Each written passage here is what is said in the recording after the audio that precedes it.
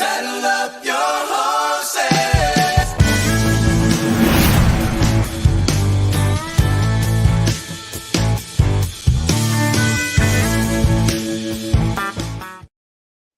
Pitter patter, let's get at her. It is another episode of the Manely Broncos Podcast, and we want to say thank you guys so much once again for hopping in for another episode of the show. First things first, obviously, we want to say thank you guys again. Make sure you hit the subscribe button to MHRT Network over on the YouTube channel. And if you guys are hopping in, obviously, on Twitter, hey, thank you guys so much for hopping in. Your comments, as we've been finding through these last handful of weeks, those comments actually can't be aired. So if you guys are watching this on Twitter, you guys can chime in on the conversation, which, of course, we have a lot to talk about. Coach related, possibly front office related, division related. And so we'll be talking a little bit about that. But before we dive into, of course, any of the heartache, if you will, that is... We refuse to call it X, Rich. It's like just formerly known as Twitter. I was going to say it's like Pepsi Center and Ball Arena. I'm perfectly fine with people that still call it the Pepsi Center. Obviously, I work for KSE, so I have to call it Ball Arena. But still, there's a part of me in my heart that will still forever always call it Pepsi Center. Ball Arena has kind of just like stuck with me, but just like I don't know what. Like I'm not even going to get into it. Just the letter is just stupid. It's just stupid. It's just like he's like, I already own this domain and I have to use it because I think it's cool. What can I use it for? Anyway, the artist formerly known as Twitter that I'm going to call Twitter. But how you doing, Brandon? You doing good? I'm doing well. I did have a minor, I don't want to say anxiety attack, but a minor freak out when I opened the artist formerly known as Twitter earlier and saw the news that we're about to discuss because damn. Yeah, that's it's quite a bombshell for sure. For anybody, so if anyone is roommates with Patrick Starr and that you live under a rock, the LA Chargers officially hired Jim Harbaugh about 3 hours ago. Yeah, it was about 3 hours ago. Yeah, 3-4 hours ago. Let's just preface this by this. Obviously, we're Broncos fans, and we've spent some time talking about the Jim Harbaugh saga, right, Brandon? We spent some time talking a little bit about this. And we prefaced it in the sense of I prefaced it by saying, I don't necessarily know if the Chargers job in general was appealing from the top part of it, like the front office side of things. The player personnel side, the player personnel side, right? I was quite terrified with that, right? I was quite terrified with the idea that here's Jim Harbaugh coming into the AFC West with that possible player personnel. And it's not just the player personnel side of things from the entirety of it. It's the fact that the quarterback's in place. So now you give Jim Harbaugh the opportunity to work with Justin Herbert. The sky's the limit possibly now with what the Chargers can do. And you also have to give credit where credit is due, right, Brandon? Because as much as I was hating possibly on this idea that, the Chargers, I just don't know if they can do it. It really, at the end of the day, was just I didn't know if they could pull it off. I didn't believe in them. I didn't believe in them because of everything that we've seen and how cheap they've been. And so, kudos to the Chargers. There's two things that kind of just made me raise my eyebrows a little bit when I saw this. Because first of all, every year, it's just it's the constant dangling of the carrot, if you will, in the offseason of is Jim Harbaugh going to come back to the NFL? It's like this every year. And then every year it's you watch it, it's good for some news, it's good for some stories and people to have some content to make over, because again, it normally starts at the beginning of the offseason, over the offseason when there's not as much else going on. And then it's oh, he's going back to Michigan. It's the same thing every year until apparently this year. That's the first thing that caught me off guard is he's actually going to do it. Damn, both Harbaughs are in the NFL. But the thing that honestly was more, I know that's kind of insane. The thing that was more interesting to me, or not really interesting, but I guess surprising, was the fact that he went to LA and the Chargers, because the Chargers ownership of the Spanos family is basically notorious for being as cheap as you possibly can be. Exactly. pretty much everywhere, but especially with staff. Mhm. So I'm curious to see, did they release the contract details yet? I don't. If they did, I haven't seen. The only Or like the reported deal. the only thing that I've heard off of this is that it's a 5-year deal. Okay. And I mean, it's well, got to be up there.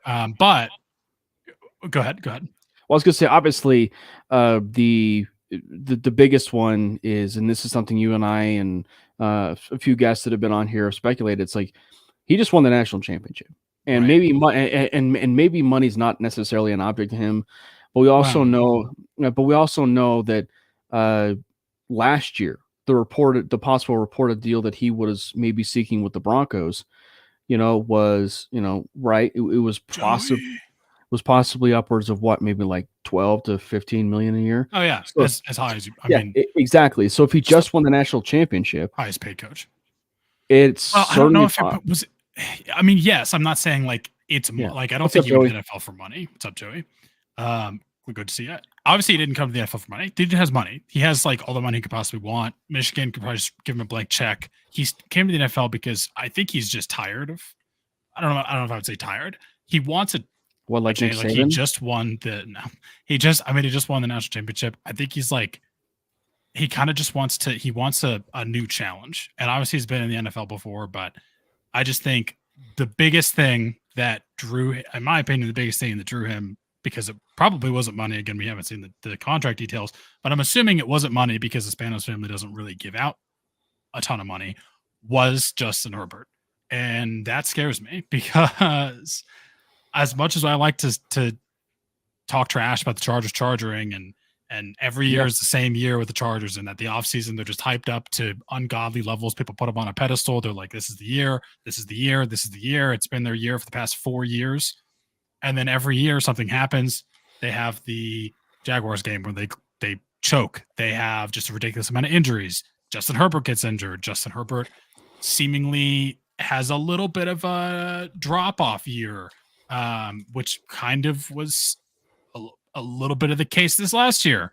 I mean, not that he was bad, but it's just like compared to what he had done previously in his career, like his rookie year, I'd say like just sensational, outstanding year.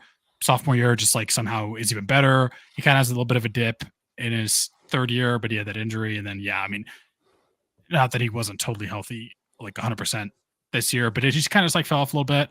So every year it's like the Chargers are going to do something. The Chargers are going to do something, right? They're going to get to the playoffs. They're going to win. They're going to go to the Super Bowl, whatever. I mean, he still doesn't play. He still doesn't want a playoff game, but he's still an elite quarterback. And if you don't think he's an elite quarterback, you just are lying to yourself, or you don't know football. And I'm pretty much going to assume that you're lying to yourself because you have. I mean, there's no way you haven't watched him play. He plays in our division. We have to play him twice a year. Like, he's so good. And I can't imagine that Jim Harbaugh, that wasn't a factor for Jim Harbaugh. Go ahead. Well, I was going to say it's to the conversation of what we've been having in terms of like the Trevor Lawrence year, the Justin Herbert year. They were very similar with how things just kind of were like sporadic and just way inconsistent on the year. Like it was just interesting. And now and Rich mentions about, is Kellen Moore going to stay? Well, so this is an interesting wrinkle, and one of the reasons why maybe will Justin Herbert actually succeed. Now, granted, we all know, and we've kind of been seeing this in terms of like it's going to be Jim Harbaugh's, coattails, if you will. Like he's going to be running that ship. But it's been reported, and the rumors are out there that he's going to be taking a fair amount of his Michigan staff with him. Like, one of those people, it was not a part of that Michigan staff, right? But on the offensive side of the ball, is possibly going to be a guy that has been an offensive coordinator before in the NFL and worked with the Baltimore Ravens with an MVP candidate down there. Mr. Greg Roman is possibly going to end up being the offensive coordinator down there with the Chargers. Now, granted, that pairing. He's the offensive coordinator, like, No, I know. The pairing, though, just off the cuff, like, just feels weird to say Greg Roman with a guy like a Justin Herbert. But, like, again, like, it's the Sean Payton stuff. Like, exactly who's writing he's offensive coordinator, just like Joe Lombardi. He's our offensive coordinator. Exactly. But you touched on it. I think that, and that's one of the reasons why with the whole player personnel side of it is like at the very end of the day, and it's probably one of the reasons why the Atlanta Falcons job was enticing as well, because it all hindered and it was all centered around that quarterback position. Right.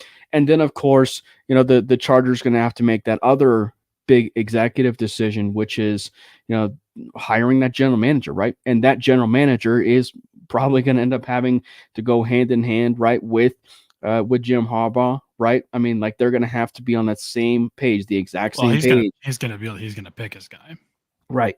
And you would imagine that the way that these interviews have gone with the Chargers is that they're going to be hiring a guy maybe even before, and maybe they even knew what Harbaugh was their guy, and so that they know, all right, this is going to end up being the guy that Harbaugh wants, and we're going to make sure that we can bring that guy in here.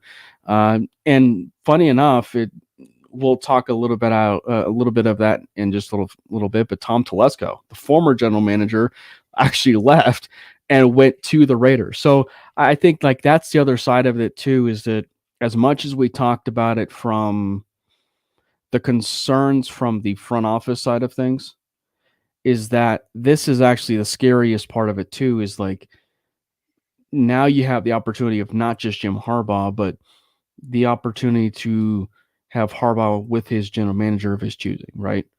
And so that's the other scariest part of it. Now, I think if you're lending it to, and not to dive too much into the, right? I mean, Joey is posing like probably the most important question of them all, and that would be, why are the Broncos of all things tweeting Adam Trotman wallpapers on Jim Harbaugh to the Chargers day? I think that's probably the most important question. Also, Joey, shame on you for not spelling Troutman correctly.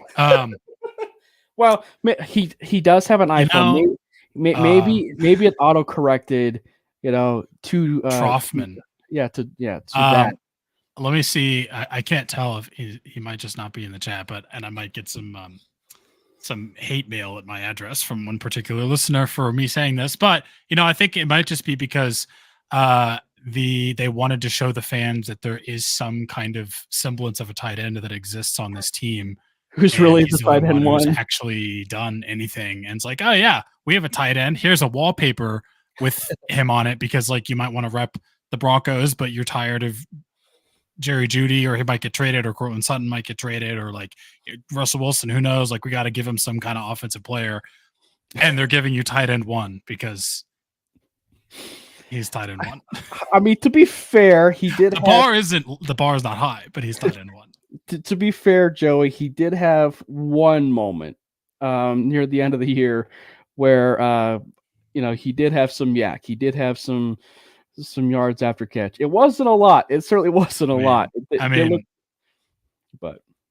bar for him is breaking a tackle, but the bar for the other guy is getting on the field. So, to answer this question, this is not the first time I've actually seen this on X or even Twitter. No, he's not. I mean, if we actually think that Antonio Pierce is better than Sean Payton, we're kidding. Okay, let me back up for a second. It's not that I hate Greg Dulcich, okay? I like Greg Dulcich. This is not a Greg Dulcich hate account. Okay? I'm just saying he's kind of done he's done not much. Anyway, this whole thing about like, oh, do the Broncos have the worst coach in the division? First of all, that's insane. But even the whole thing of do we have the third worst coach in the division? I don't buy into that coach ranking stuff. We still love you, Ian. Here's how I look at it. We still love you. I'm just like, let me just kind of tell you what I'm thinking about this. Is obviously Andy Reid is the Brock Bowers wallpaper. We love you, Joe. Let me open Photoshop real quick. Right. Anyway, is obviously Andy Reid, like best coach in the NFL. Like you can make an argument at some point in the future, probably, that he is the greatest coach of all time. And yes, I say that. And Bill Belichick might or might not be retired. Like, I'm just going to say it. Obviously, Andy Reid's incredible. Sean Payton is up there, though. Like, Sean Payton is an incredible coach. Jim Harbaugh is an incredible coach. I don't even look at it as like this guy's better than this guy and we're the third ranked. Here's what I see. This division is stacked. This division has three incredible coaches. And then, I mean, the Raiders just continue to Raider. And I'm not like as much as we praise full the love fact, for Antonio Pierce. Like, I think Antonio yeah. Pierce was the right hire. I think he did a good job as the interim. He beat Kansas City. He clearly can connect with the players. Like, I'm not saying he's a bad coach. I don't know. I mean, he's been an interim head coach. He did an okay job, but he's going up against the juggernauts. Like, he's David, and he's going up against three Goliaths. Which, like, that's horrifying. Someone make that the four dragon meme where there's like three like super savage dragons and the one that's like a cartoon. I'm sorry, but that's kind of right now. Or of like the AFC West right now. Yeah, it's supposed to be like the same one where it's like the soldiers kind of standing in front of the door, and then there's a clown. And like, I'm not even trying to say this isn't like I don't like Antonio Pierce. It's just like the competition is fierce. But what I'm getting at, and I started this whole thing with the rankings, is just they're all amazing. They're all amazing coaches. We have three amazing coaches in this division. I'm not saying one is better than the other. I mean, I'm not even saying Andy Reid is better than any of them, even though I think Andy Reid is probably the best coach in the NFL right now. Sean Payton is elite. Jim Harbaugh is elite. Like, they're just really good coaches. And I mean, the only thing that just the thing that scares me is how many things can you have on your team in this division? Like, there's ceilings, right? When it comes to like a team performance, one of the ceilings is probably the most important ceiling is your quarterback. Do you have a quarterback that's good enough to raise the bar to the next level? Is your coach a hindrance? Like, is the coaching the thing that's dragging your team down? They're making horrible decisions. They don't know how to use the clock right. They're holding on to time. Like, they're just doing everything wrong. They're the hindrance to the team. You're hitting that ceiling of, okay, now it's your coach. Sometimes it's ownership. Sometimes it's like the player. And all we're doing in this division is like, we're just pulling Jenga blocks out of the tower. Like, oh, no more ceiling. No more. Like, we're just removing the hindrances of these teams and seeing what happens. And unfortunately, the Broncos still have kind of, like, I'm not even going to look at the head coaches.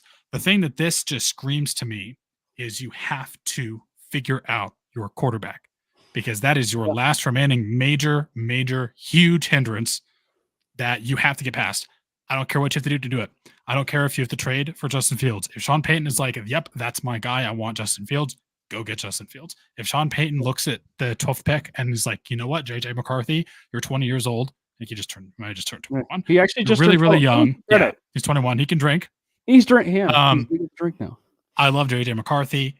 Go get JJ McCarthy. Like, you have to get your guy that you believe in. I'm not saying just take anyone. Like, you don't just take a quarterback just to take them. If you don't like anyone in this class, don't take a quarterback. But if you do your research in this class and you like what you see, take him. And Ian, I mean, I'm not saying like you're completely valid for that. I understand why you say that, why you have that opinion, especially with just like what we've seen this year. But I will say, just comparative to the head coaches we've had in the past, specifically, well, really all of them, especially Hackett, though. Like, I feel like it was pretty night and day. And no, we didn't make it to the playoffs, but yes, we did have a pretty decent turnaround. And he took Russell Wilson from being pretty much the bottom of the garbage pile to looking like a somewhat serviceable quarterback. And could a lot of that have been Russell Wilson? I don't know how much that was Russell Wilson. He put the work in, respect. Like, he is a competitor. I have no doubt that he put the hours in to improve. But Sean Payton figured out a way to make someone who looked just absolutely unplayable. You have to retire him. Like, worse than when Peyton Manning was dragged to a Super Bowl. And like, I love Peyton Manning, but you go back and look at the Super Bowl 50 year. That offense was brutal. Yeah. And you take that guy and you turn him into something that looks kind of decent. Like, I don't think that's getting enough credit. And yeah, you had to do it by dimming down the offense to a point where it's like, okay, throw to the first read or take off, throw to the first read or take off. And I mean, you put a different quarterback in there. You give Sean Payton the guy that can actually run his system. You give Sean Payton a guy that he trusts to actually to run the plays that he's going to call, not just that he wants to call, not just the plays that he has to call. And I think you might come around a little bit. But I understand why you would think or have that opinion on Sean Payton after this 1 year, because like, yes, it was still middling at best, but I do think compared to previous years, it was clearly an improvement, and with what he had to work with, he did a good job. I mean, at the end of the day, it's something you and I mentioned before, but it's like this team won 8 games and played competitive playoff football for a period because of Sean Payton, the way that he was coaching, and he coached. And as much as the players may not necessarily be here, some of them in 2023, he had them playing at a much higher clip, than they certainly were with Nathaniel Hackett. And that is coaching. Like, that is definitely coaching. And and you certainly touched on what does it certainly mean for the Denver Broncos side of things. And you got to say it. They have to fall in love with that quarterback. And the key phrase there is fall in love with their quarterback. And you and I had a conversation about it even pre-podcast, but it's like, obviously the Broncos have to find themselves in this situation of, and maybe this is the case where they actually address the quarterback position twice. You know what I mean? And what I'm saying like this is, and this is going to sound a little bit repetitive in terms of some of the episodes we've had previously, but it's like, go out and maybe possibly sign that veteran quarterback that you feel like you would like to have on your roster. Maybe, again, this is Sean Payton planning ahead, and hence the signing of Jarrett Stidham, right? And hence the signing of Jarrett Stidham. Then maybe Jarrett Stidham was that in terms of looking for the future. But if you feel like Jimmy Garoppolo is that particular option, that's great, but you got to have that plan in place and that quarterback in place for the future. And so I think that, like, my point is, I'm perfectly fine. I'm perfectly fine with them going that bridge quarterback route, the Jacoby Brissett's, the Gardner Minshew's, those possible solutions. However, I don't want that to take you away from the possibility of taking your quarterback. I see what you're saying. Yeah. And so I was going to say, I can't imagine after this move that Sean Payton views any of those guys as the answer. Well, and again, you and I have had this conversation, and even people that have been commenting have had this conversation too. But it's like, the moment that you only take your bridge gap, right, or you take your Joe Flacco's, you take your Case Keenums, you're finding yourself into the same rabbit hole that you've been in the last 8 years. And yeah, and go ahead. And the fact of the matter is that, and it brings it back in conclusion to what I said earlier, is like, I feel far more comfortable with the fact that Sean Payton is here. And it would be way, way worse if Jim Harbaugh was the Chargers head coach, or Sean Payton was the Chargers head coach, and we were still stuck in this pile of, where we had been, because I frankly do trust that Sean Payton is going to have his guys in there that he would want and build that foundation up. Now, I think if anything, and it doesn't change necessarily with the vision of this team, and this is another point that you and I talked about, but it doesn't necessarily change the vision of a team or the foundation of the team. And in the sense of, like, this being a really good offseason, a big offseason for this team, getting that quarterback, but also understanding that there are still some other key positions to go address, right? Like going out and getting the edge rusher, or possibly getting a wide receiver 1, or maybe even, getting that cornerback 2, right? Those other positions, of course, that they could possibly address and still lay that foundation and build it up on that firm foundation, if you will. So I think that, none of that necessarily changes. The only thing that would reinforce, and that's the key word, reinforce it, is that it's just this idea now with Harbaugh in the mix, and there's 3 now legitimate head coaches in this, that you absolutely need to find your quarterback, right? Because again, let me throw a wrench in here real quick. I just want to ask you this question, and I want to ask Chat this question, but you can finish your thought first. I was just going to say, it's kind of funny. Russell Wilson is leaving, but right now this actually has the appearance to what the NFC West is now geared toward, right? At one point or at one point or another, right? Because I mean, like, Sean McVay was there, Jim Harbaugh, or was Jim Harbaugh and Pete Carroll, and I can't remember who was there with either Arizona or I believe it was Los Angeles at the time, but like it was rather top heavy with those two head coaches, right? And so now you're almost looking at something even better with the AFC West now with Andy Reid, Sean Payton, Jim Harbaugh, and guys like an Antonio Pearson there. Like it's a stacked head coaching division. And so it's one of the reasons why that you absolutely have to find that quarterback, fall in love with that quarterback, and have that long-term success. So let me ask you this. I'll ask you and chat this question. So, because we kind of talked about like, does this change things? And I don't know my answer. So let me run this by you.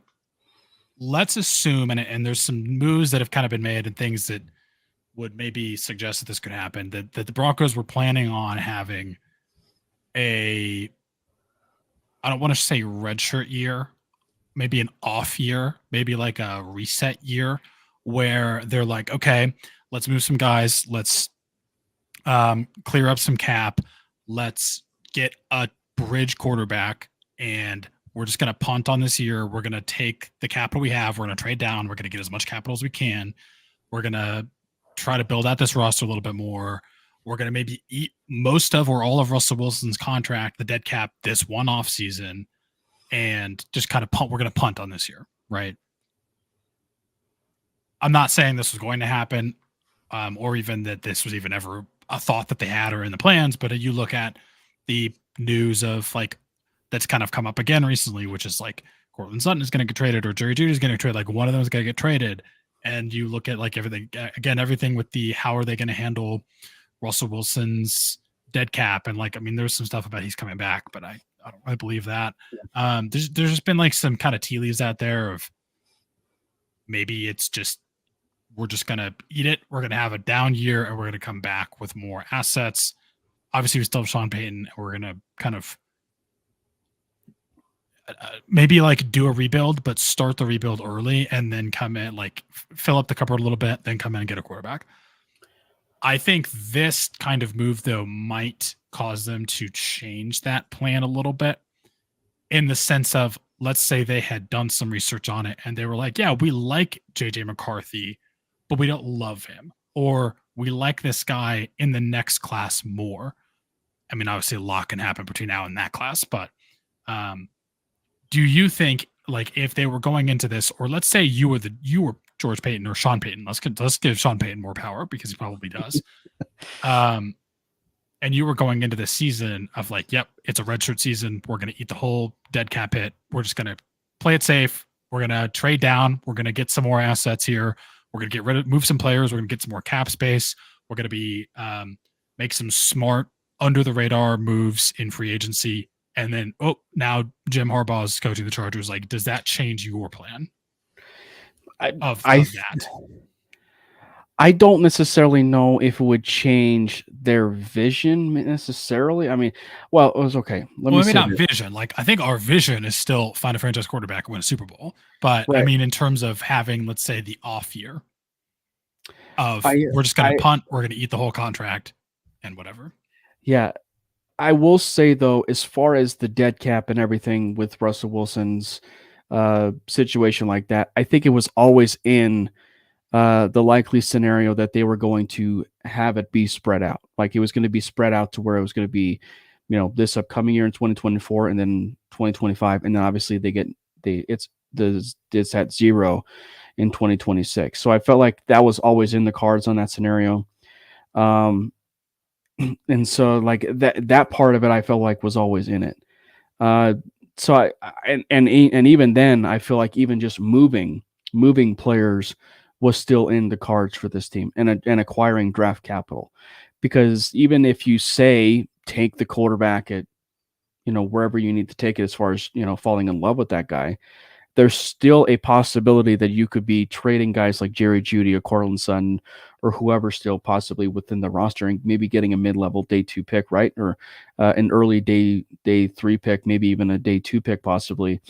And when I say day 2 pick, probably, a third round pick, right? And maybe getting a third round pick.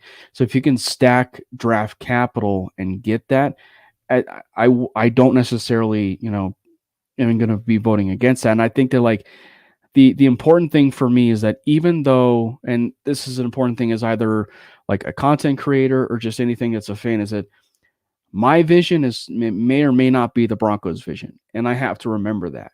And if their vision is let's punt on the season and let's go draft these guys, possibly next year of guys like just Shador Sanders or Cam Ward, some of these other guys that are going to be coming out in 2025, I would not like that. But by the same token, I think for the first time in a long time, you as a Broncos fan would be really happy with the fact that, you know what? We actually have a plan. We have a plan in place, and it's regardless of how it certainly would have unfolded with that. I mean, whether they go out and get the quarterback and find that guy that they love. I just think that, the important thing for me to, really just kind of end it all is like, just show me they have a plan, right? Just show me that they have a plan in place of what they want to do. I think it's really easy to speculate and play all those types of cards right now. But I think that more importantly of anything, just show us ideally what you have as a plan. Okay. I mean, and yeah, Ian, I'm not saying I agree with that. I'm just saying like there were some things that could point in the direction that maybe that's what they're thinking about. And I kind of get it. Like I get it a little bit, but I'm in the do whatever you have to do to get a quarterback. That's my plan. But I'm just saying, like, if let's say they were going down that road, does this news change your plan there? And obviously we don't know. Like, I don't know what Sean Payton's thinking. I don't know if Sean Payton saw this coming. I mean, I'm assuming he knows people. Like, he probably knew this was going to happen way before anyone else did.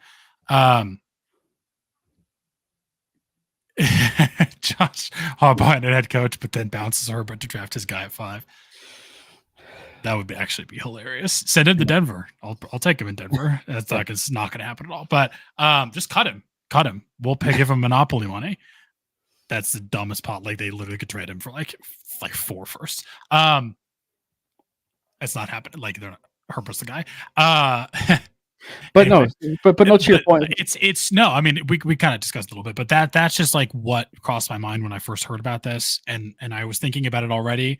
And I think on Twitter specifically, like Zan, good old Zan, had some thoughts on this too about like they're gonna kind of do the punt year, and he has some more written out explanations to why. He calls it a reset year, but anyway, it just kind of made me think like, does this change that? And I think for me, it probably would.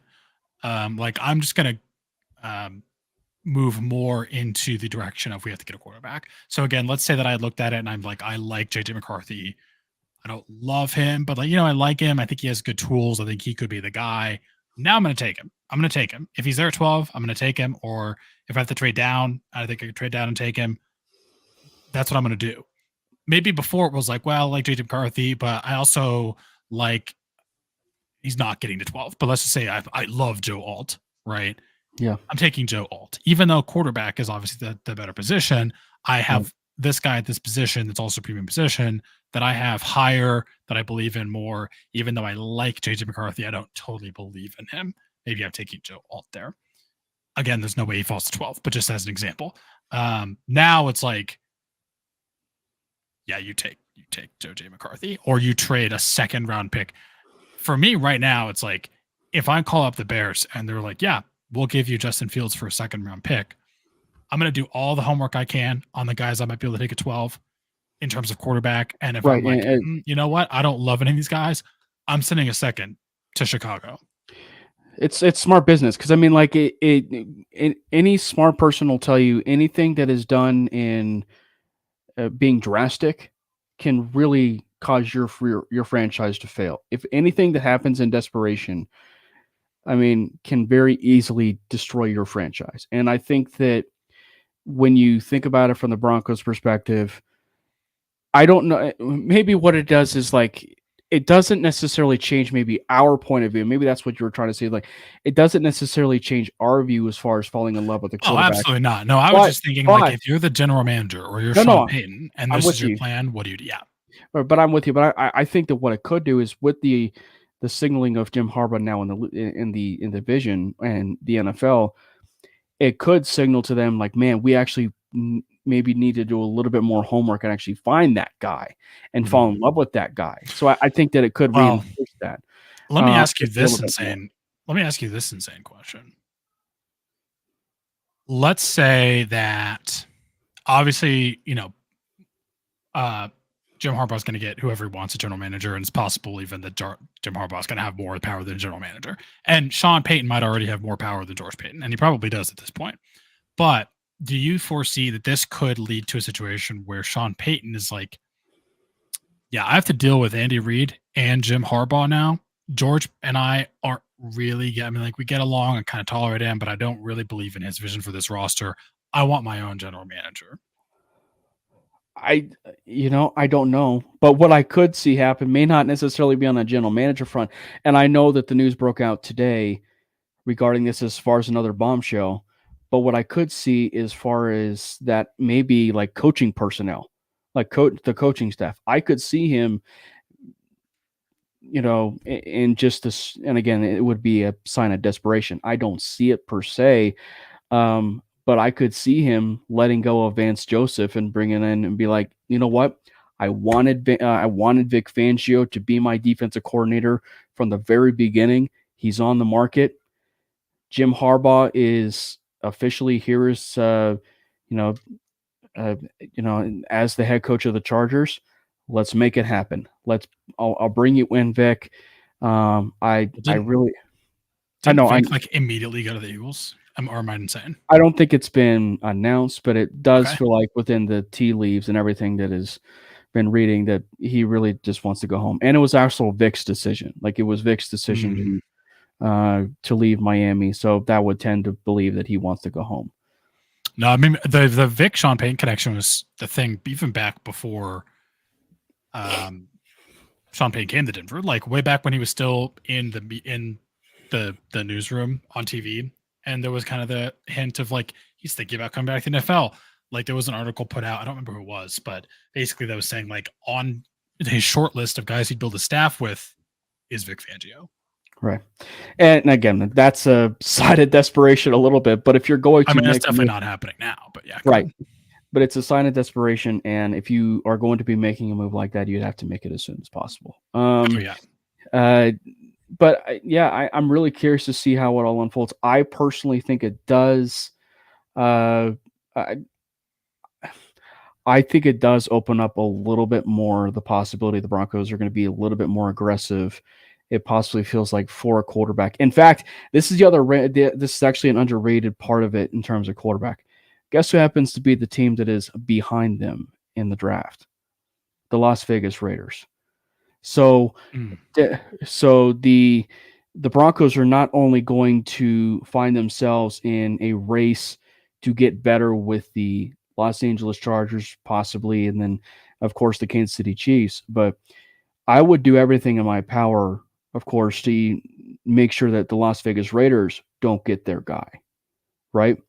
And so, I mean, that just goes back to just making sure that you're doing your homework, make sure that you are falling in love with said quarterback, say at 12, if it's Bo Nix, if it's Michael Penix Jr., if it's a Michael Pratt at 12, which is, quite aggressive. But I mean, like those types of situations where you just want to fall in love with that type of quarterback that you feel is going to be that guy, do it. Don't pass it up. Well, to me, this kind of signals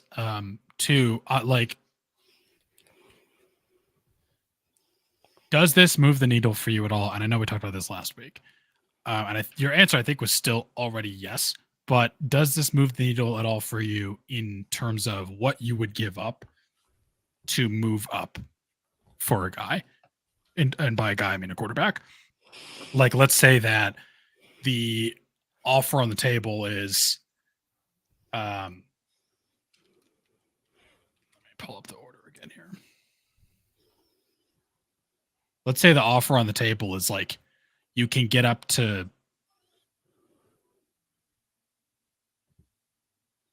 see, this is insane because like New England is at 3 and there's absolutely no way he makes it past 3. But let's say you can get up to 4 and there's just a slight chance you can get a Drake May or Jaden Drake Daniels. May or Jaden Daniels.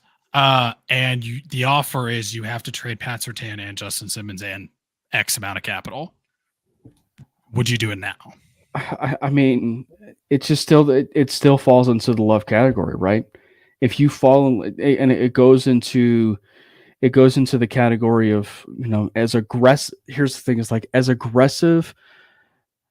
Let me preface this way: it is a yes, but you also don't want to put yourself in the hole, the Carolina Panthers hole, right?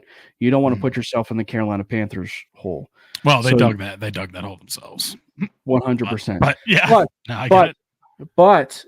But here's the thing. I like the thought process itself. It's almost like, trading for Russell Wilson, right? And the contract extension is a sidebar and a side piece of this, but like the idea of trading for Russell Wilson, or the idea of trading up for a Bryce Young and trading up for the quarterback you fell in love with and that you wanted to draft, I don't hate that idea at all. Because as much as I love guys like Justin Simmons and Pat Surtain, I don't think it would take that much. But but I mean, I'm sure it would certainly involve Pat Surtain, right? I'm sure it would involve Pat Surtain. 2 players would be a little bit too much, but it would still be too much for you. That's what you're saying?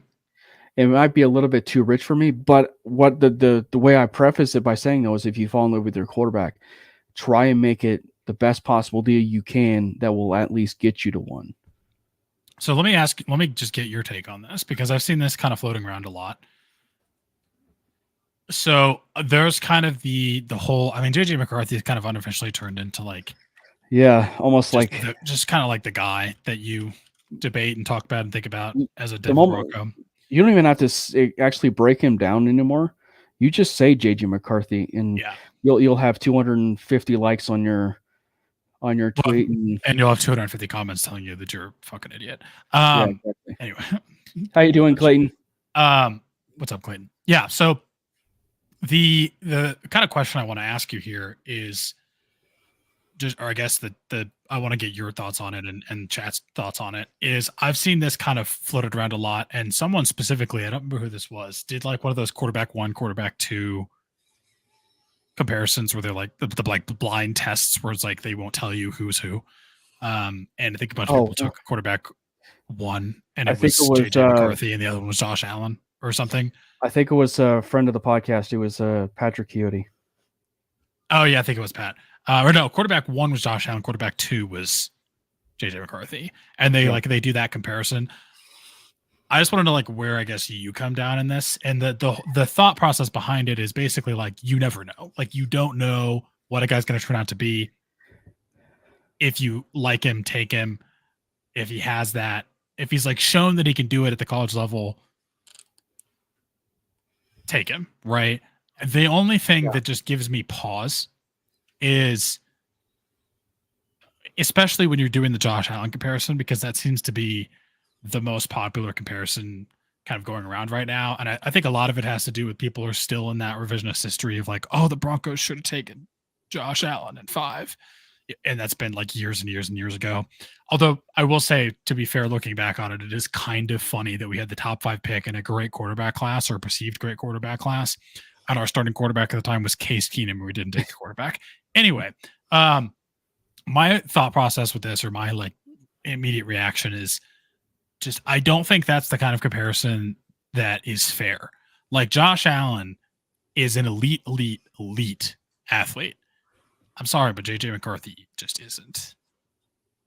Like, if you do that comparison, I'm not saying JJ McCarthy isn't talented. He's talented, but he's not even close to Josh Allen's level.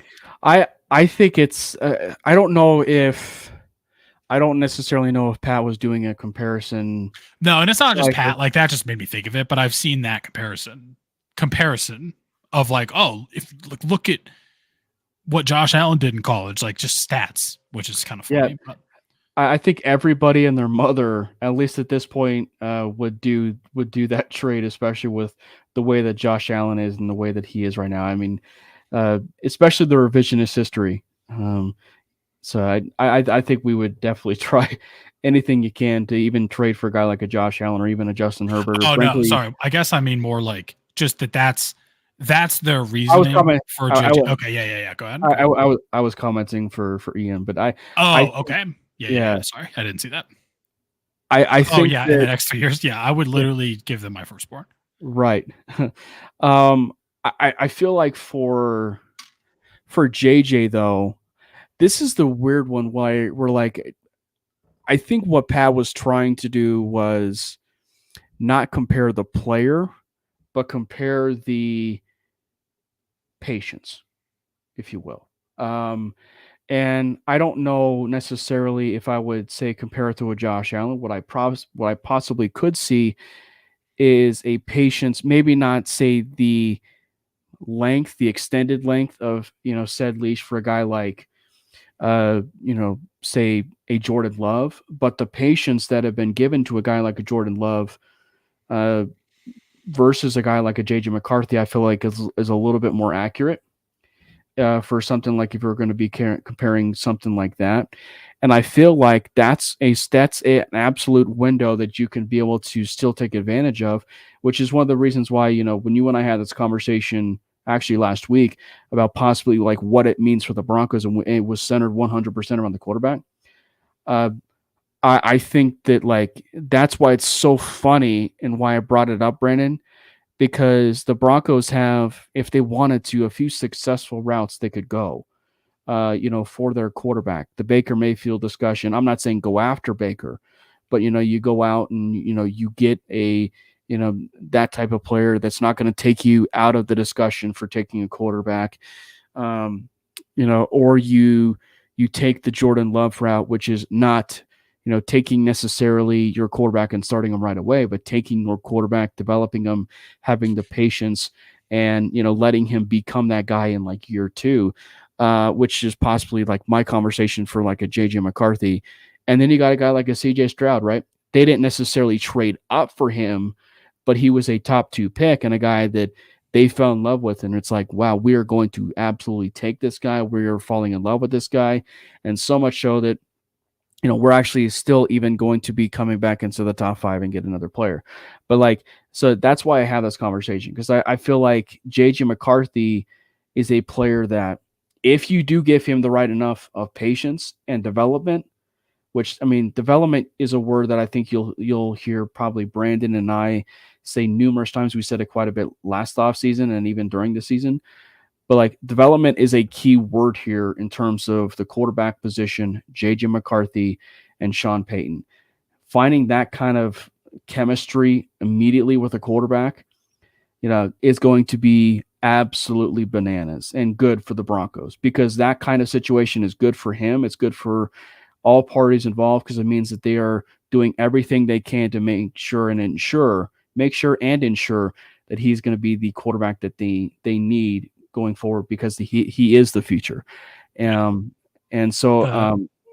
I think the thing that makes him so fascinating, just to the McCarthy breakdown a little bit though, is the fact that he wasn't necessarily given the keys, right? He wasn't given the keys and say, make this offense great. No, he was given the Harbaugh's keys and be like, this is actually the offense we are trying to run, right? This is the offense we're trying to run it for us, right?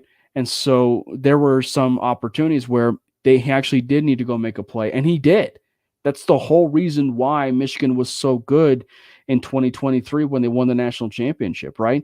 It's what, and granted, I understand those comparisons to guys like Stetson Bennett, AJ McCarron, Greg McElroy, like, when they were at Alabama, but it's like, it's still necessarily the same benefit of it. Like, the moment you go out and make a play like that and get your team a victory, like those things matter still at the end of the day to a head coach.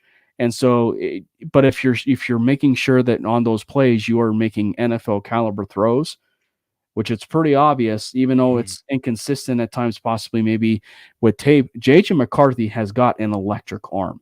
He's got an electric arm, and he can make a lot of those throws, and a lot of those NFL throws that if you give him that development, he really could turn into something special. And that's why I want to make sure I mention, like, but I'd say is not on Josh Allen's level. Like, I'm not saying that JJ McCarthy isn't a physically talented quarterback, because he is. Josh Allen is just an alien. But the thing that you kind of brought it up a little bit, the one thing that just like is kind of changing things for me and has nothing to do with really anything in our division is just what Jordan Love has done. Because Jordan Love in the 2020 NFL draft, he was kind of that similar guy. I mean, I think the rankings of this year's class are more volatile than in 2020, because, like, for example, you'll see people saying like Bo Nix is the number 3 quarterback, and then you'll see someone say that it's Jaden Daniels, then you'll see someone say that it's JJ McCarthy, then you'll see someone else say JJ McCarthy is quarterback 6, and it's kind of all over the place. Jordan Love was kind of like fairly obviously quarterback like 4 at least in that 5 maybe, because it was Joe Burrow, Tua, Justin Herbert, and then sometimes you'll see Jordan Love, and then sometimes you'll see like Jalen Hurts, and then Jordan Love. Like, it's kind of, he was kind of like that middling guy, right, at out of Utah State, and he wasn't exactly electric in college. I mean, he was good. Like, he made some throws that were just kind of like, holy crap, I can't believe he made that throw. Like, he's also a physically talented quarterback. But the thing that just continues to stick out to me with what we're seeing him do in Green Bay, other than the fact that the Packers cannot miss possibly ever, which is infuriating, is just like, if, again, a guy, even if he's not, you don't have, like, okay, let me break this down a simpler way. You don't have to take the number 1 rated quarterback in any quarterback class to get a franchise quarterback. Right. Like, I know that that's continuously brought up as like, oh, well, like, if you swing on a later round guy, like, he can hit. I'm not saying swing on a later round guy. I'm saying if a guy is a first round talent, even if you're not picking at 1, you're picking at 26, right? Let's just say, or 20, or wherever that is. And I shouldn't say 26 because Paxton Lynch, and I don't want to go down that road. But based on my Twitter history, like, I absolutely do not want to go down that road again. No. That's not a saying. It's just that, like, again, if you believe in the guy, you have to go take him. And as much as people want to talk about, you have to have like the first overall pick to hit a quarterback, you really don't. You have to take a guy in the first round. That's where you see it. Once you get past that, yes, there's hits in other rounds, but it just falls off a cliff. Yes, Drew Brees, 2nd round. Yes, Jalen Hurts, 2nd round. Yes, Russell Wilson, 4th round, 3rd round. One of those two. It was 3rd, I think, or something like that. Dak Prescott. Oh, Dak Prescott was 4th round. Obviously Tom Brady. That's Kirk Cousins. I mean, that's different. But like, and yeah, you get them. But my point with this whole thing is, if you have a guy that's rated that high, I don't care where you pick, even if he's not the number 1 quarterback in the class, even if he's not the number 3 quarterback in the class, if you think he's got it, take him. Yeah. Well, I'm really glad you mentioned that, because it still falls in the category of loving a quarterback. But this is the way that I feel like we should preface this. This is one of the reasons why general managers, head coaches, player personnel, player evaluators, vice president of operations, president of football operations, scouting departments. It's one of the reasons why they make their millions and millions of dollars, right? Is that they run these simulations, these mock draft simulations, to figure out, okay, this guy is going to fall in this round, this guy is going to be falling in round 3. And if I actually, because you hear it all the time, right? Like, oh, we took player A in the 3rd round, but we had a 1st round grade on a guy. How many times have we actually have heard, teams, and I'm not trying to say the Broncos, but just in general, like how many times have we heard someone actually say someone said Alex Forsyth was the best center in the class. exactly Took the sixth round. And so it happens to where you could say, like, I'm just speculating because I saw it on Twitter today, but let's just say Michael Penix happens to go, into the third or fourth round because of just the overall consensus of how things have been, going with his medicals, and teams are a little bit scared off with him a little bit. If you're getting him in the third or fourth round, but yet you had a first round grade on him, that alone would tell us, that you love a guy without actually saying the words that you love a guy, right? So I agree with your point in the sense of, and even to Ian in the comments where he mentioned, like, I don't mind if they go pass rusher at 12. It's like, I think that's a trap for all ourselves when we were talking about it earlier about going and taking a quarterback at 12. Because, like, to what we just said is, like, you can actually go out and get a quarterback in that second, third, fourth round, possibly that you did have that first round grade on, because of all the scenarios that you're running through your head about, like, oh look, we actually have this greater chance to take this guy, possibly here, or I should say multiple different scenarios of a guy, where we can take a guy like this and, player quarterback A and quarterback B, in the second or third round. And so I think it certainly doesn't rule that out. Yeah, no, you can. I will say, I think,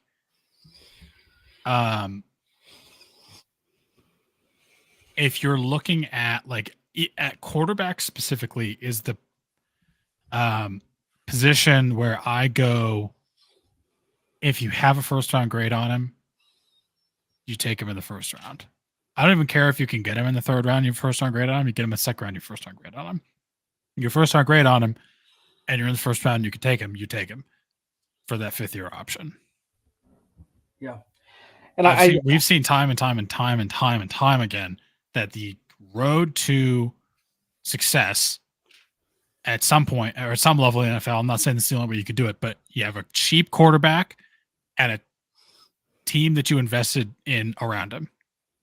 Yeah. And unfortunately, the Packers, as much as I love what they did with Jordan Love, and I think they've kind of like negotiated around this pretty well because they have a lot of young guys, but the downside of, and they even had the fifth round option on Jordan Love, but they've sat him for 2 years. So now they're coming up on, I think this was his third year in the NFL. Yeah. And they're going to have to pay him fairly soon. If not this offseason. Yeah, and on the fifth year option does add some merit when you're developing a quarterback. Well, especially that, and then also just with the rising cost of quarterbacks. Yeah. Let's take a beat on it because obviously, because obviously we'll be talking about the quarterback position and frankly any of these other positions, down the line. But again, like I said, we'll have this quarterback conversation, of course, many other things, but I love having the conversation. So let's take a beat on it. Let's talk about the preview of championship weekend. It doesn't matter because we're going to take Brock Bowers and then get that wallpaper. That's right. To do a little callback. Yeah, to call back to Joey, right? It's going to hit different. The wallpaper is going to hit different. Was there anything that surprised you about what happened in the divisional playoff games? So here's my thing. You know how I mentioned with the Houston Texans last week, how possibly you could see a new standard possibly unfold where teams are a little bit more aggressive depending on their draft capital and what they have at their disposal. I could see teams being a little bit more aggressive, right, and coming back into the top 5 after they're just taking a quarterback or, whoever, right? How I mentioned that. Mm-hmm. The Detroit Lions specifically, they basically, if you look at the 2023, Detroit Lions class. Oh, the draft class? Yeah, it was disgusting. It was disgusting, but I mean, like, if you kind of go up and down in a good way. Go ahead. If you look at it, like, as far as like what they were able to draft, like, they kind of took the idea of taking a running back in the first round, we don't care. We'll take that running back in the first round. We'll take Jack Campbell, right?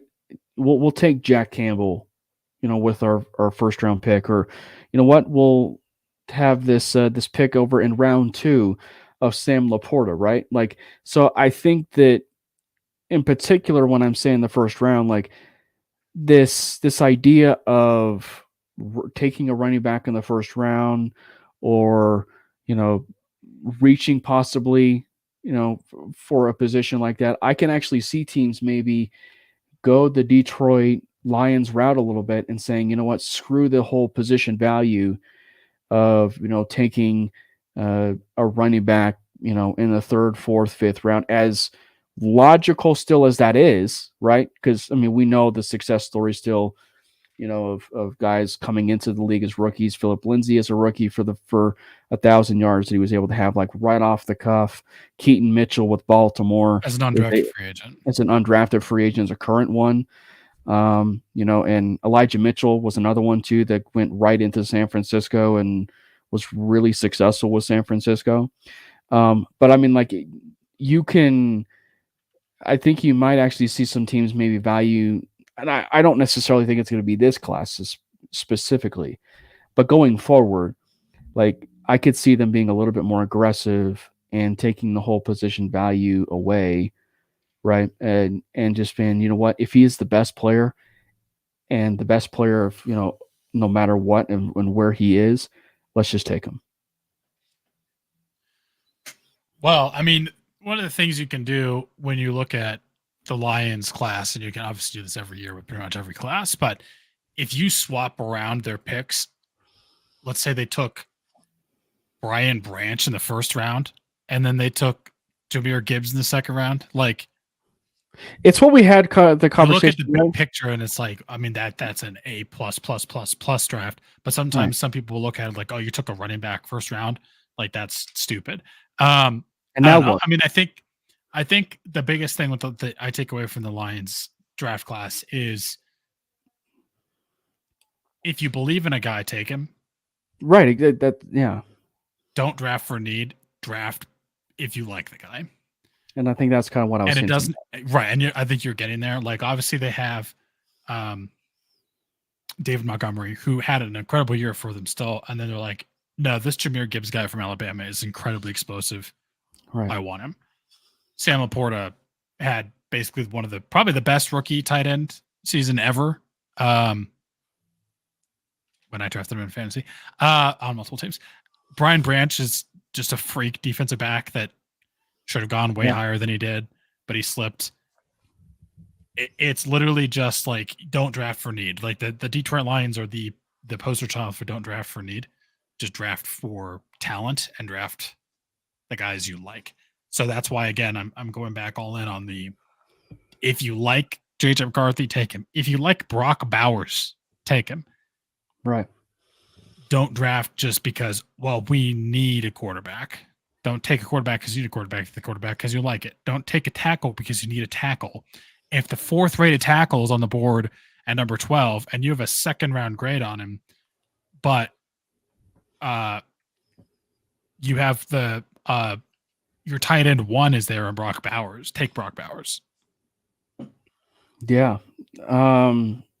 I think that it's going to be really interesting to see how teams evaluate, because I think every year, either teams that didn't make the playoffs or whatnot, they'll look at certain teams and will look at them as a template for how they possibly want to build a roster, right? And obviously the Broncos played, the Miami Dolphins, and they played the Detroit Lions, and there was no team possibly in the NFL and the AFC and the NFC that had better offensive speed, than the Detroit Lions and the Miami Dolphins. And so I think that if that is really like, what it needs to be, and I'm not saying from a Broncos perspective, but just in general, any template to go by, like that is like, that's great. I mean, like, I think it would be an ideal scenario for you to be looking at a team and being like, because I mean, like, and that goes for really any sport, right? I mean, like, the Nuggets for like the longest time were being looked upon as like this young Golden State team, right? To compare sports a little bit, this young Golden State team. And now the Nuggets were built their franchise and how they went about it to beat Golden State. And now the way that they're building this team is like it's hard to beat them anyway because of how they built their team. So, and it's how it all transforms into this juggernaut and this machine, this nonstop machine. So I think that it's going to be interesting to see, how it all unfolds. And then You think the for, Lions beat the 49ers? I think you can never rule anything out because I think that it's going to make for a very exciting NFC championship. The one thing I mentioned on Sports Nonsense and Whiskey last night that I think is going to be fascinating for me in the sense, and this may sound like a hot take, and it's not necessarily a take. It's more what I could see happen. It's not going to make a lot of fans happy because it's the NFC Championship game, but I can see the 49ers beating the Detroit Lions by a couple scores. And the reason why I say that is because they've got Brock Purdy in the building, right? Brock Purdy is like an elite, underappreciated quarterback in this league and a game manager. And I think that if you look and compare the situations a little bit, Jared Goff is almost like what Brock Purdy is to a certain extent, right? I mean, like with how they operate, in similarities in how they are as a quarterback. And so I think that with it, to a certain extent, being somewhat similar to what the stylistically at quarterback with what maybe the 49ers have been seeing every day in practice, from training camp to even in practices during the season, I can see a scenario where the 49ers are playing really, really aggressive with that Detroit team, and they win by a couple of scores. Because, I think it's pretty obvious San Francisco is the better team, right? San Francisco is the better team. And we know that it's at Levi Stadium too. And I don't know what the weather is certainly going to be like either. And it's not in a dome. It's not in the dome. So I don't think it's out of the realm of possibility that they can beat them by 2 scores. But I don't know. You certainly cannot count out Detroit, though. You really cannot count out Detroit because of how well they're playing. The Detroit Lions, in the way to compare it is like how special this is. It's like the Rockies going 21 of 22. You just sit back and just enjoy the ride with what is happening right now. And because it is a special, special run that they're on right now. The Chicago Cubs winning the World Series was special in its own right. And obviously there were more, hundreds of years, if you will, since they last won the World Series, right? But this one is just for that fan base to experience what they're experiencing right now, going, to their winning their first division title, to going to the playoffs, to advancing to the NFC Championship game, and to do it at such a high clip of how they're doing it. It's really impressive. And so just continue to, ride that wave. And if they can be able to upset the San Francisco 49ers, you're talking about not just one of the biggest upsets of the NFL season, but one of the biggest upsets in NFL history. Yeah. If Lamar Jackson didn't exist, is Christian McCaffrey the MVP? I'll tell you, man. I also said this too on Sports Nonsense and Whiskey. So all the Bronco fans that are in the chat right now, or if you guys are going to be future listeners of the show because you guys didn't catch it, let me preface this by saying this. Remember the Garrett Bowles draft and how Garrett Bowles, for the most part, was very seemingly going to be a Denver Broncos draft pick, it seemed, from the moment February rolled around. There was still a reason why, to the method to our madness, myself included, we wanted to trade up for Christian McCaffrey in that draft. He just was, he was just a machine. Excuse me, at the University with Stanford. And oh, by the way, guess who was his coach? Wasn't his head Was his head coach? Who was? Was it Jim Harbaugh? Was it Jim Harbaugh into David Shaw? If I'm not mistaken, I could have sworn it was. Was it Jim Harbaugh into David Shaw during that time, or was it just David Shaw?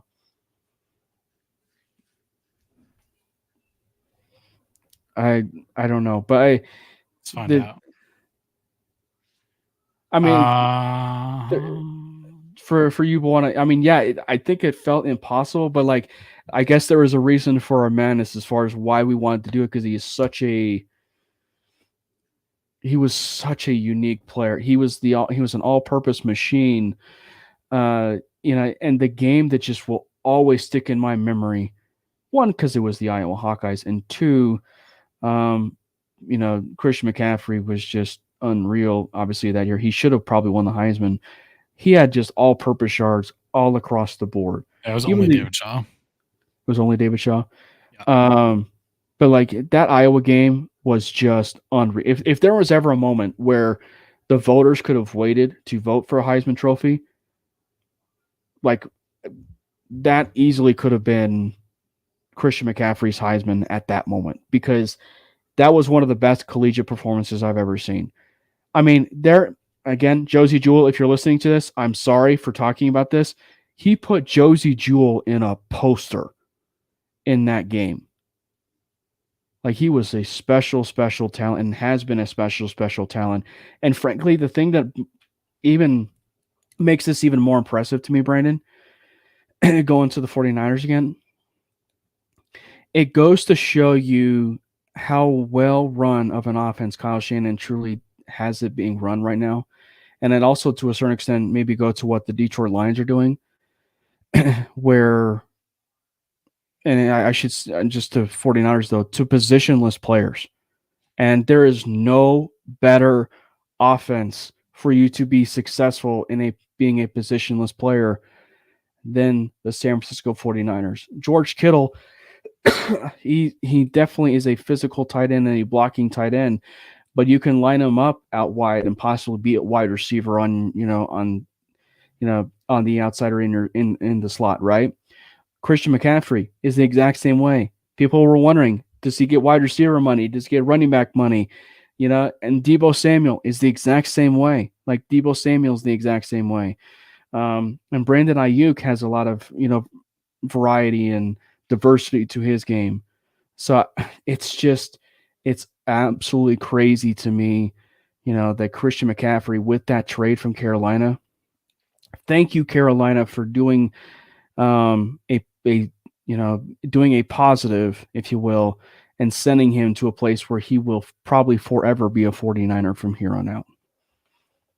Yeah, I mean, I think Christian McCaffrey is probably the best running back trade of all time already. Remember when a lot of people were questioning it? And it might be one of the best trades just in general. There still wasn't a first-round pick involved in that trade. It was a second, third, fourth, and fifth. And the fifth was from this year. So second, third, fourth, 2023, fifth, 2024. He's just special. Putting him and Kyle Shanahan together should be illegal. He's disgustingly good. He and Deebo Samuel, let alone, are illegal. Yeah. So, like, that's the only reason, as much as I want the Lions to win, as much as I'm a Lions fan in that game, and I still think the Lions can win, as long as Christian McCaffrey exists, all Brock Purdy has to do is not be stupid. And they have a legitimate shot. I mean, do I want to do picks first on the NFC side and then go into before we talk about the AFC side? Because I think I'm still picking the Lions, but I think it's going to be close.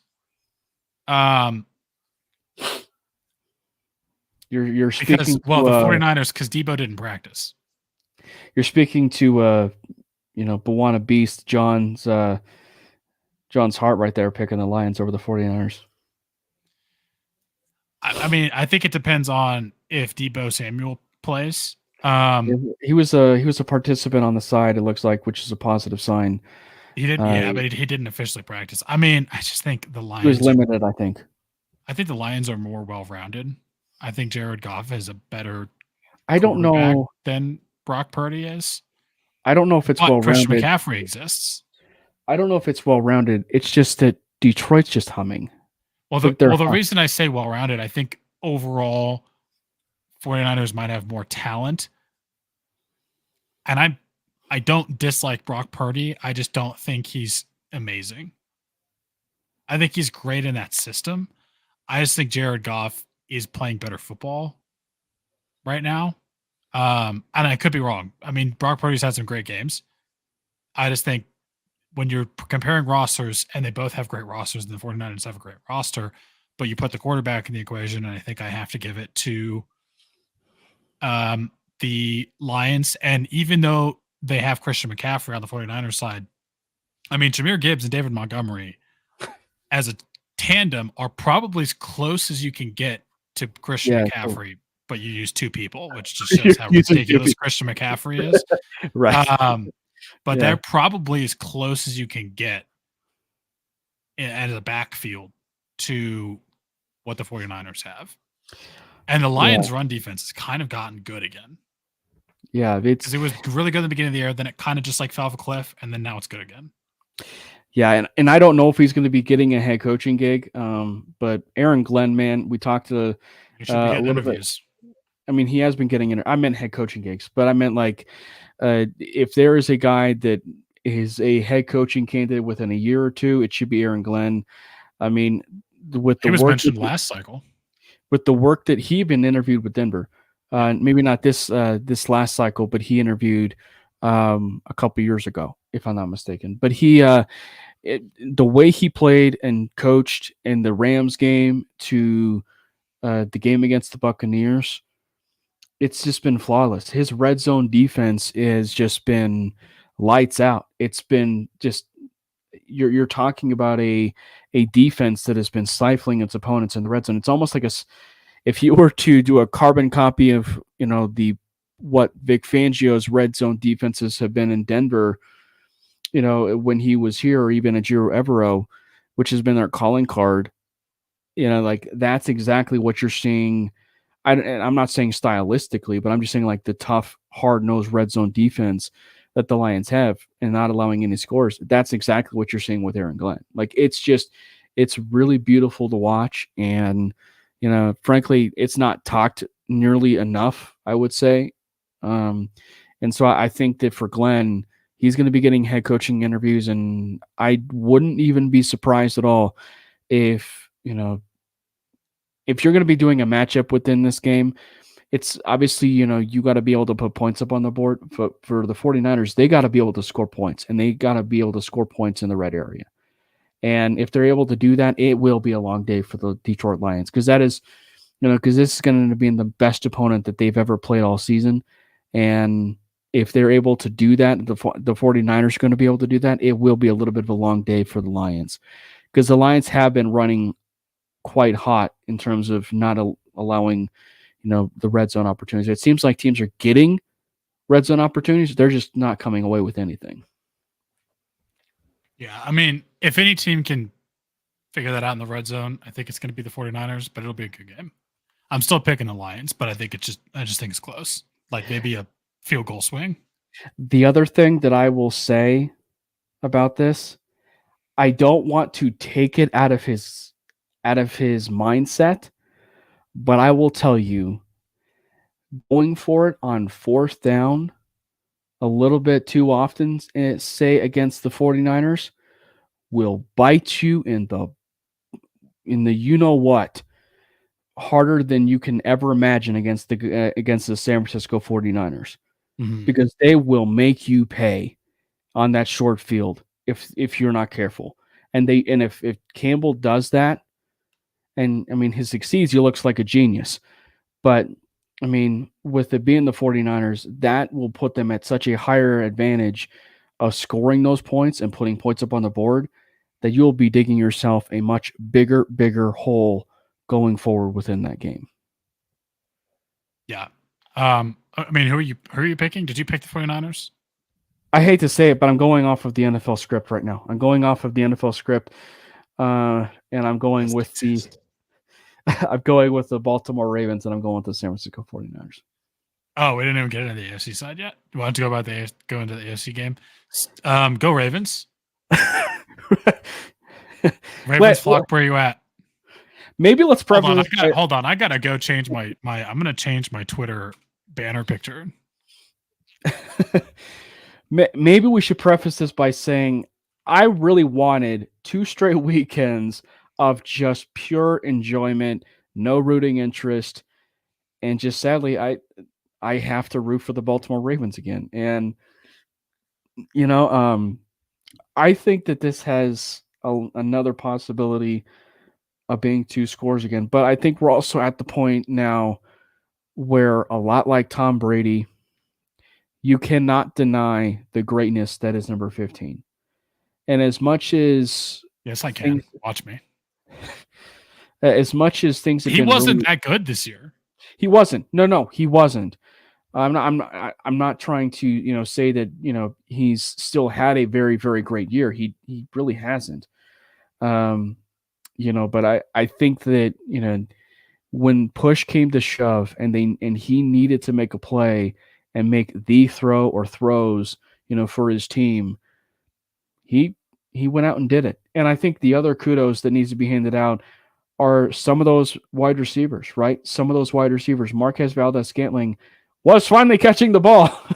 He was finally catching the ball. One of those receivers deserves the flowers. Still, though, Michael, if you're listening, we're sorry. We used the word flowers again. But I just think that, again, though, like Mahomes, though, you cannot say it enough. You have to appreciate, certainly with what we're seeing and the greatness of Pat Mahomes. And he's a Hall of Famer. I mean, there's a reason he's going to be a Hall of Famer. Yeah. But with that said, yeah. They are running into a buzzsaw that is the Baltimore Ravens. And I would say I might feel a little bit differently. It was an Arrowhead, but I don't really know if it would matter because they, like I said, they're running into a buzzsaw that is the Baltimore Ravens. They are a well-oiled machine. You have Lamar Jackson, who, frankly, like his collegiate career, is gotten better every single year at quarterback. And it just so happens that in the years and years and years that he's gotten better, he won an MVP within that year. And he might actually win another one this year. He is just absolutely good. I mean, Michael Vick, to use this as the compare, Michael Vick was a little bit sporadic as a passer, but Lamar Jackson is far more accurate, far more deadly with his arm, and more accurate with his arm as the years and years have progressed. And he's getting better and better. There's no tread on his tires with the way he's been able to run the football. Like, he's a really, really smart football player right now at the quarterback position. And so much so, this is one of the better wide receiver rooms he's had. And it's not even, there's number one wide receivers all across the board either. I mean, Zay Flowers is a very, very good wide receiver. Odell Beckham Jr. is obviously a good wide receiver in his own right, but we're not talking about, number ones, as I said, all across the board. He's making those wide receivers better with what he's been able to do.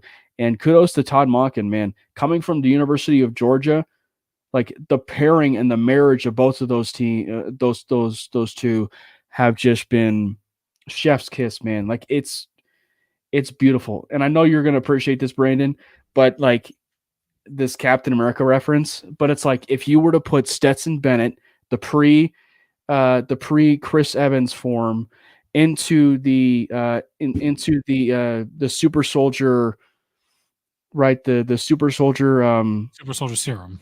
Yeah, the super soldier serum, if you will. And then the machine, and he comes out and he's basically Lamar Jackson. Like that's exactly who he's made. Like in for his offense. Like that's exactly what has been transferred. Like this offense that he's running is literally almost identical to what he's been running in Georgia. And he's running to a T right now. Oh, Todd Monken. I'm fairly surprised that you haven't really heard about him being, I know they're still in the playoffs, so you can't really. Or I guess, no, you can. You can interview. You can request an interview. Did he get any interviews? He's had a few. Not a lot, but he's had a few. I feel like I haven't really heard about it. Yeah, I think we talked about this going into the year, and I know specifically that Matty was super big on this, but you put Todd Monken in that offensive mind of his and on the the Ravens, and it's just like, holy crap. And that's just the offense. Like, I feel like we want to talk about Lamar Jackson on time to good. I mean, there's a good reason for it, but like their defense too has been stifling. Like Mike McDonald is a very good defensive coordinator who also might be getting and might already even have had some head coaching interviews. Yeah. So, I mean, as much as I hate the Chiefs, but I'm a Ravens fan, but I think the Ravens can give them a run for their money. And I know, like, we looked at the Bills. First of all, the Bills and the Chiefs game there were some questionable things that happened in that game. Just a little bit. Patrick Mahomes the most unlikable player in the league right now. I'm not even kidding. And I'm not even saying this as a Broncos fan. He just bitches about everything. I'm sick of it. I hate it. But imagine losing to either one of those teams. Anyway, I don't know. The Bills, like, you kind of felt like they were maybe going to win or be the team that knocks the Chiefs off. But the Bills, and I said this in the beginning of the year when I picked the Dolphins to win the AFC East, the Bills just they turned it around. Ironically, it's kind of funny. The teams that we beat then turned it around. Like, we beat the Packers, and then they turned it around, and Jordan Love turned into a machine. We beat the Bills, and they turned it around.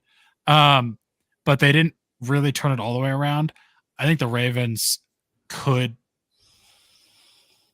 definitely beat the Chiefs. And honestly, I think they will. I think I'm going to pick the Ravens. I'm not even saying that just as a Broncos fan. So because I still think the Chiefs are like, they're good. Patrick Mahomes, as long as you're Patrick Mahomes and Andy Reid, they're going to be a Super Bowl contender. I'm sorry. I'm enough of a realist that I understand that is the case. But Travis Kelce has been he was back in this last game. I mean, he's been back in this last game, but as this on the year as a whole, he's kind of fallen off a little bit. He's not getting younger. Their offensive receivers have been just bad, mostly. Like, they kind of figured it out a little bit this last week. Rashee Rice has been a good rookie for them, but they don't really have good weapons. They can't really draft wide receivers well. Until they probably will. Although their offensive line is incredible. But watch them take Brendan Rice this year. 2 Rices? Don't tell me that. But I know who Brendan Rice is. I don't want that anywhere near the Chiefs. Rice's son. I know. I don't want him on the Chiefs. But I think I don't know. I do think the Ravens could actually win, and I am going to pick the Ravens. But again, I think it's a close game, and especially since it's in Baltimore. Like, the fact that this is his first road playoff game for Patrick Mahomes is kind of disgusting. Yeah. And also, Thuney is likely going to be out, or Tooney. And possibly even Willie Gay. Yeah, I think the Ravens can do it. Like I said, Ravens Lions, Ravens 49ers would be good, but Ravens Lions, that would be a fun Super Bowl. That's my pick, Ravens Lions. We know Bwana would be picking the Lions. He's been really hard on the Lions this year. Maybe it has a certain to do with a former Bronco down there, Graham Glasgow. I don't know. But I'm really curious about it. I think the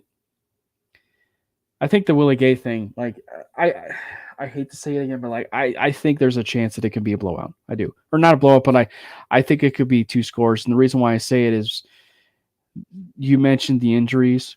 The injuries maybe came at a rough time for the Chiefs. They came at a little bit of a rough time. And the Willie Gay injury was like their spy linebacker for Josh Allen. And if he can't go, you're playing Lamar Jackson. Now, granted, I don't think it's going to help matters anyway. You're playing Lamar Jackson. But I mean, you look at what Josh Allen just did. He had 2 rushing touchdowns against the Chiefs. And Josh Allen Josh Allen is a great rusher. Lamar Jackson is better. He's way better. And he's actually might even be a better quarterback running. He's the best quarterback in the NFL probably right now. So it's just like, good luck. I just think it's coming at a really bad time for that team. And, but again, we're talking about Pat Mahomes, and you certainly can't count him out. I do think, though, that we will see the Ravens win.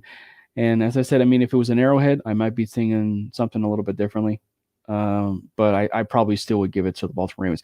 And frankly, like, even if Houston gave them a run for their money, if Houston gave Baltimore a little bit of a run for their money, like in the beginning, and then maybe like in the first half, Baltimore was like they're so good.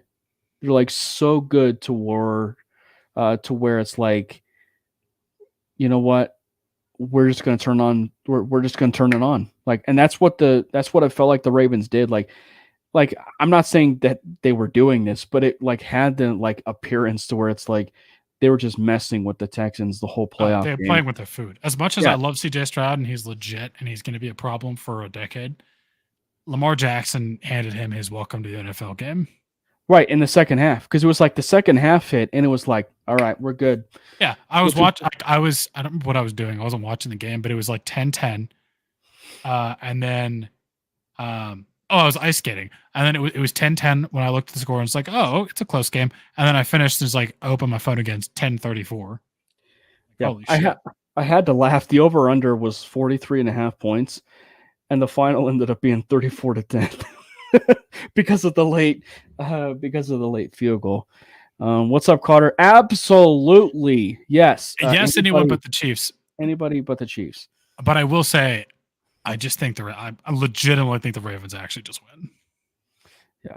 Well, and that's the thing too, is like objectively, I think it's far more objective to pick the Lions over the 49ers than it would be the Ravens and the Chiefs. Because it's like, it just feels like that kind of game where it's just like the Ravens, they are very easily the best team and maybe the best team in all of football, right?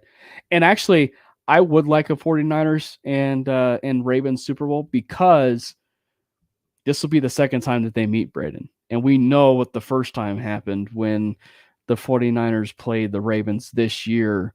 It was bad. It was really, really bad.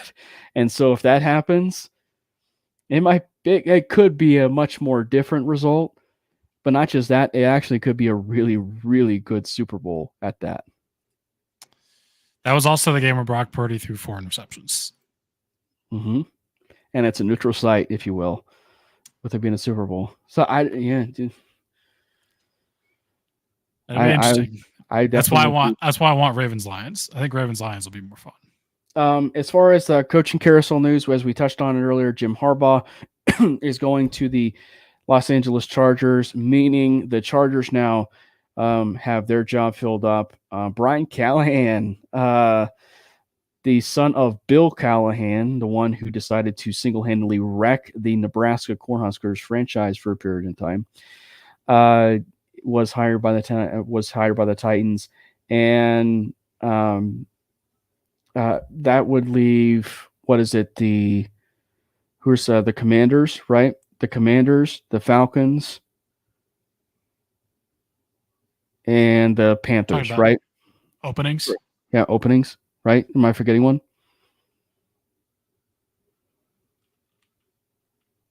I think that's all that's left.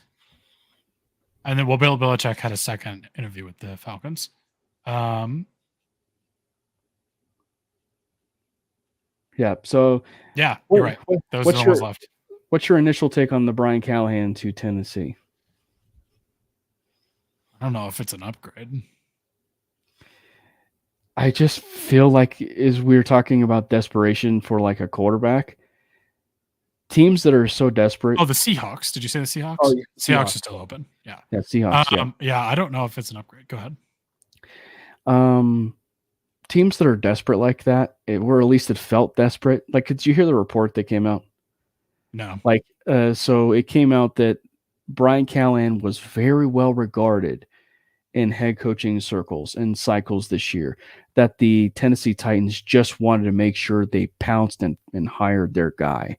So they fired a good head coach to do that? Well, and so that to me just smells like desperation, and it was like, we wanted to make sure we hired an offensive guy. Might as well do it with, I mean, and again, like, it's just, I don't know. It just felt weird to me. And nothing against Peyton Manning, a person who certainly, of course, shares a birthday with the guy over there on my right. I think that, like, nothing against him, but we certainly know that he has a really bad track record when it comes to praising, previous coaches. And he did come out on record and praise Bill Callahan. And we certainly know how well that ends. So I'm curious certainly how it goes, but I also hope it wasn't just a Will Levis move. I hope it's something that they can actually go out and get a quarterback as well. Who do you But think is the most attractive remaining head coaching opportunity? And why is it the Falcons? Why is it the Falcons? I actually think it's funny that the rumblings that's going on is that Dan Quinn might end up back in Seattle, but this time he'll end up as the head coach. Oh yeah, that's been the thing. Yeah. I'm also kind of eyeballing what Mike Vrabel's going to do right now. He could go to the Falcons. Yeah, that'd be kind of funny, right? Bill Belichick and Mike Vrabel vying for the Falcons job. It could be Bill Belichick and Mike Vrabel as his defensive coordinator. Could be. Yeah, could be. That would be nuts, wouldn't it? I mean, like everybody was all spitballing that it was going to be that's the New England pairing possibly for him, maybe even staying, and then Vrabel's going to be the DC. No, we're going to get it in Atlanta and possibly one of the easiest divisions in all of football, and we're going to go get our quarterback. So yeah, that'd 100%. Be pretty crazy.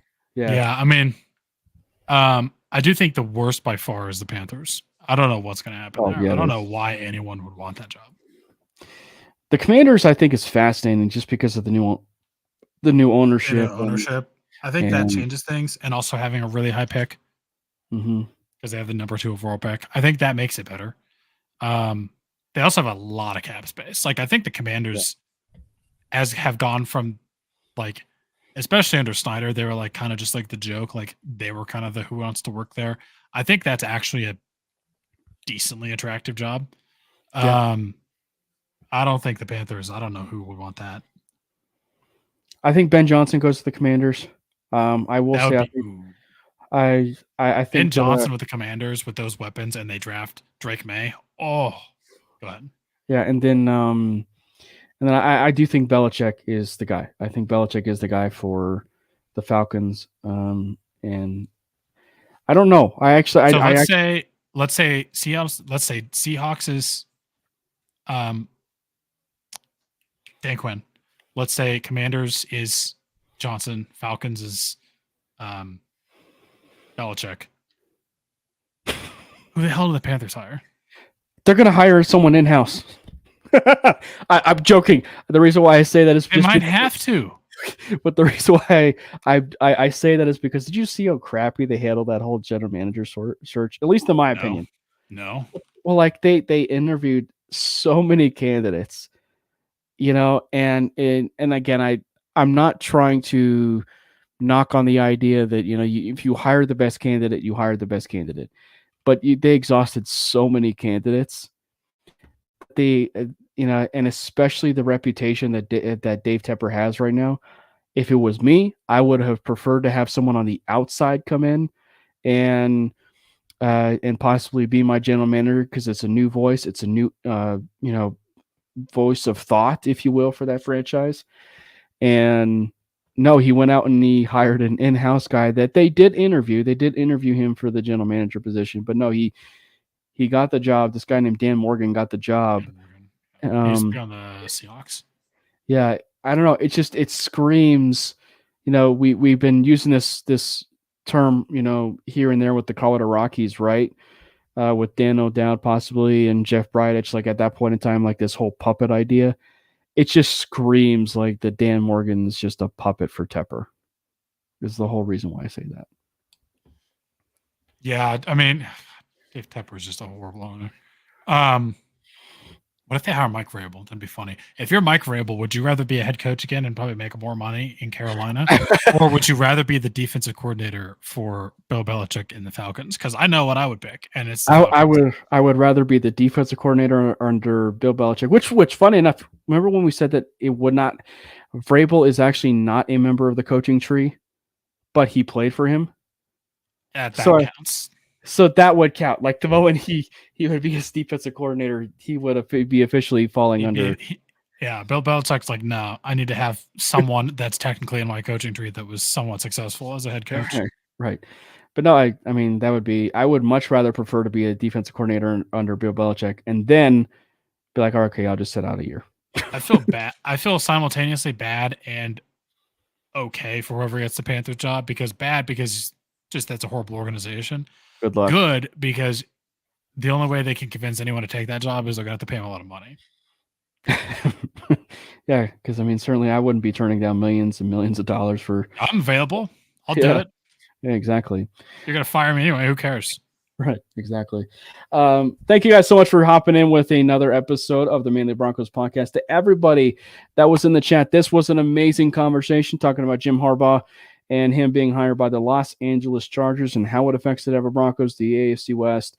Ian, thank you so much for chiming in again. We really do appreciate you, man. John, thank you for hopping in the chat. Carter, my man from Let's Talk Broncos. And we had another member of Let's Talk Broncos, the man, the myth, the legend himself, also, along with Carter, Mr. JR Tanks, at JR Tanks. Oh, wait. It's JR Drafts. Joey Richards was in the house. And, of course, Richie. And if I'm missing some others, Clayton, of course, Clayton was in the house. Thank you so much for hopping in with us. It was an amazing show. Thank you guys so much for hopping in with us. Hopefully we can have another fantastic show next week, and we promise maybe this time we won't try and talk about the quarterback position, maybe, and we'll kind of save it for, I don't know, maybe a month if we can. Anyway, thank you guys so much for tuning into another episode of the show. Make sure you follow Brandon on Twitter at Brandon Miller PO, myself at Cameron Parker PO, and of course Brandon and I like to tweet out from the Manly Broncos Twitter account and Manly Broncos. And as we said at the top of the show or broadcast, make sure you click that subscribe button over at the MHRT Network. We appreciate you guys. Thank you guys, and go Broncos. Fast lane when I pass in the street, bag of money in the passenger seat. Tempo's been asking for me on the road from the west to the east. Way up, I might never come down, cause the coast's racking up the flight miles. So high, I might never come down, so what, this is my lifestyle.